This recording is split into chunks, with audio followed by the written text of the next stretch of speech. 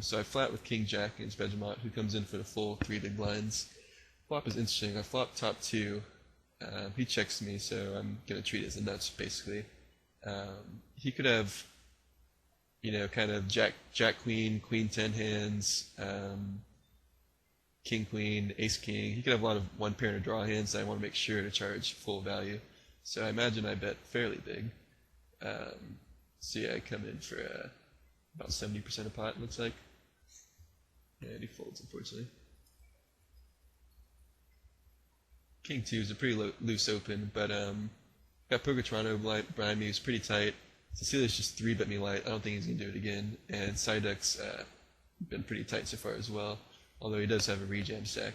So I think it's close but good open. Yeah, it looks pretty standard here. He rejams for less than 20 big blinds. Standard stuff. 9-7 suited, I'm opening. I'm not thrilled that Sousa has the button, but still an open. And one thing is, when Sousa has the button, Vegemite has the big blind, so it's kind of a pro and con of opening in that spot, opening light in that spot. I'm probably defending here, as fishy as he is, even though he's not giving me a good price. And I'm happy that he checked through the flop. I would probably just check fold the flop, because he hasn't been crazy aggressive or anything. Turn brings a flush draw. I'm probably still check folding. Until he makes it, you know, less than half pot. He bets really small on the turn. And I think I have enough equity. Getting 3 to 1, 3.5 to 1.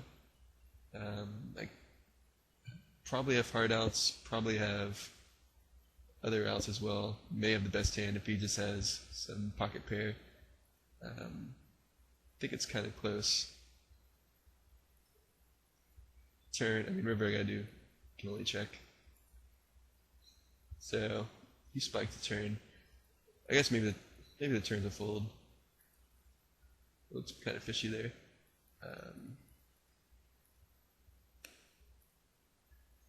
Yeah, he's gonna. I feel like he's betting, you know, any pair on the flop really. So I think the only way he's betting the turn is if he spiked an ace or is bluffing really. So I think he's just gonna kind of close his eyes and bet any pair on the flop. So I think there's enough bluffs in his range, and I have enough equity against, you know, a 1 pair hand if he did spike the ace to call when he bets, you know, less than half pot. So I think I do like it, even though it looks kind of fishy in hindsight. So we get a early position raise. We get a 3-bet from Sousa, who's been super aggro. Thing is, he's 3-betting this guy who has 30 big blinds. Let's see if it does fold to me. So this is a interesting spot. I'm only thinking about folding or 4-betting here, and if I do 4-bet, I'm gonna have to call it off against Cecilius, which I'm not thrilled about. It's an interesting spot. I think it should be a 4-bet. Then I have to think about whether I'm 4-bet folding or jamming, or sorry, 4-bet folding or calling. And I think I would have to 4-bet fold. It just feels really gross. You know, we're like 85 big blinds deep, so pretty nasty spot. This may be one of those spots in tournaments where it's best to just avoid a really small edge and just kind of forget this ever happened. I think it is one of those spots, actually. So I think 4-betting is probably slightly plus EV, but I think folding in practice is the way to go. I'm really curious to see what happened. I fold. Gets jammed on, he calls. Wow. Interesting. So Sousa was 3-betting for value with ace queen there. Calls it off against 30 big blinds. I don't really fault Cecilius for jamming there, because obviously I was thinking about cold 4-betting. But yeah, I fold a winner. It would have been really interesting to see what how Sousa would have responded to my 4-bet. Yeah, I'm really curious. So I get kings and a min raise in front of me from the fishiest guy at the table. This is excellent. What do I make of his min raise? This is the first time that, maybe he did it in the last video, I don't remember exactly, but I believe this is the first time he's done it.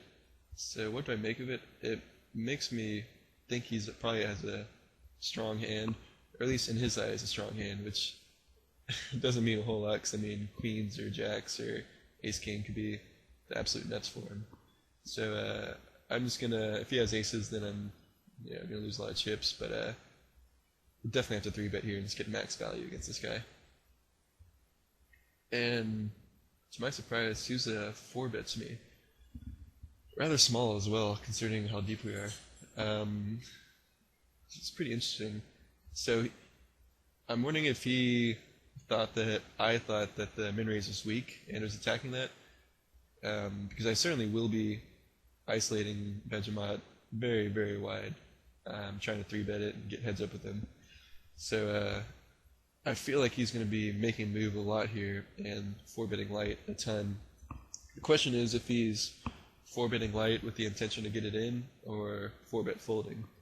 The way I see it, there's only 2 ways to play this hand. I could flat, he just give me a ridiculous price, I won't get stacked by aces necessarily, and I could continue playing against Sousa's weak range, which is the most enticing aspect of that.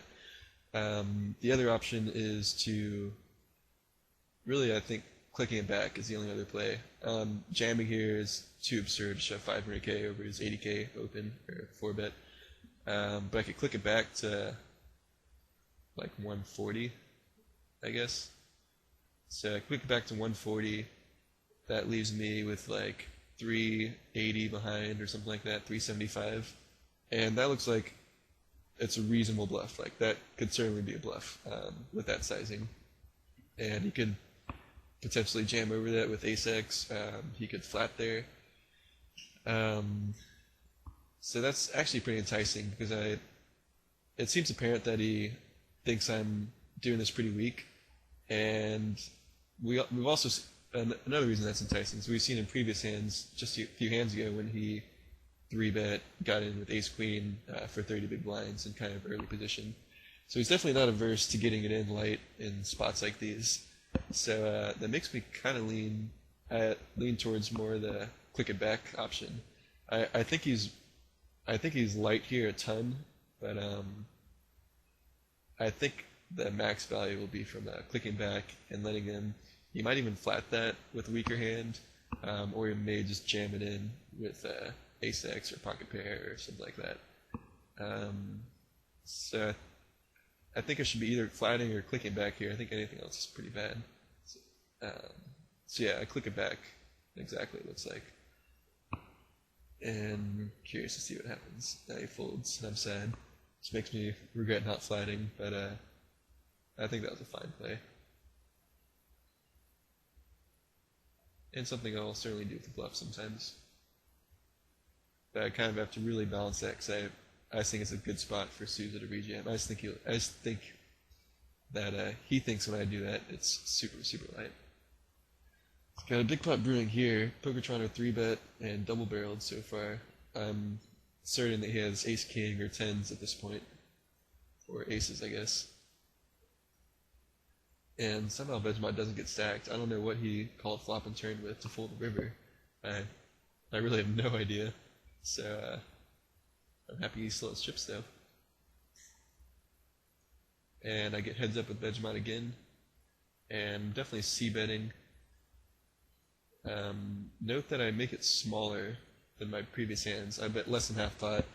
Reason being is this is a one-time stab.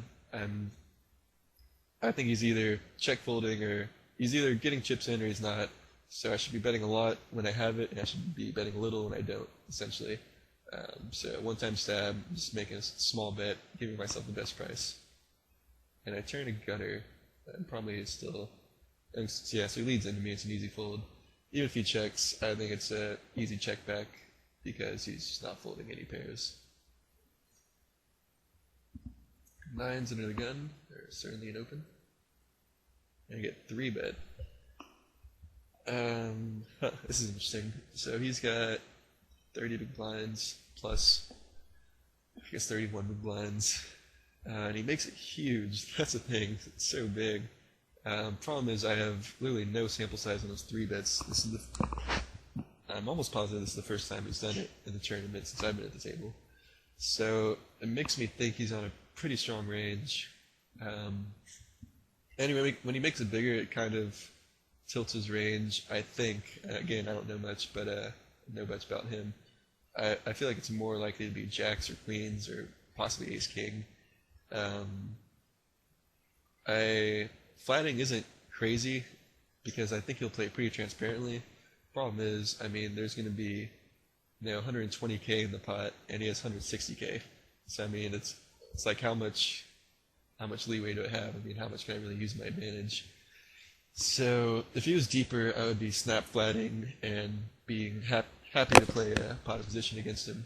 But when he's this shallow, I think I just have to cry and fold. I think. Yeah, I fold. I think it's a good fold.